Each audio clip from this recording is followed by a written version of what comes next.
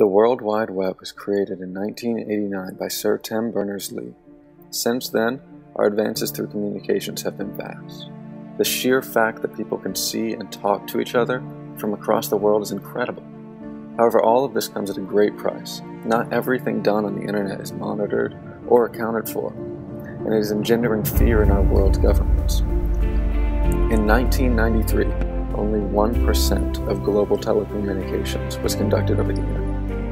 In 2000, the number reached 51%, and now the amount of conversation and information activity on the internet has reached nearly 99%. Around the same time the internet started becoming popular, the Berlin Wall had just fallen, and with it, communism in Eastern Europe. 425 million people now had the right to pick their governments and administrative bodies because theirs had simply been thrown out. Workers from the European companies turned to the mafias in the Balkans for jobs.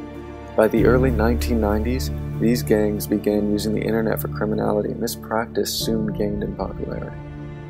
Viruses started to intensify in strength, and so did the field of education and computer technology and security.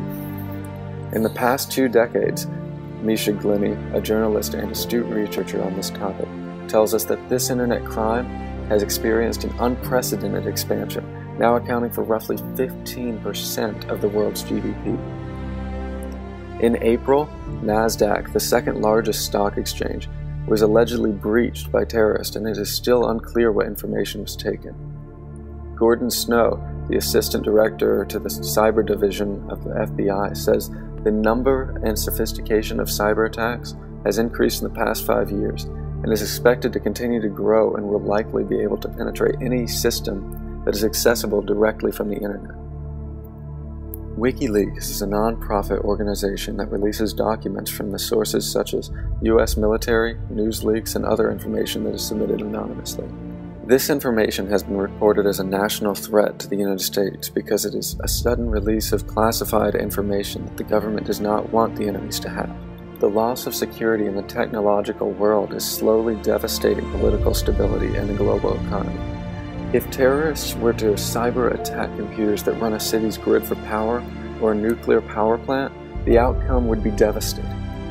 Most countries do not have a backup plan to their internet not working, and they have no security against the nameless and countless groups that are abusing the internet every day.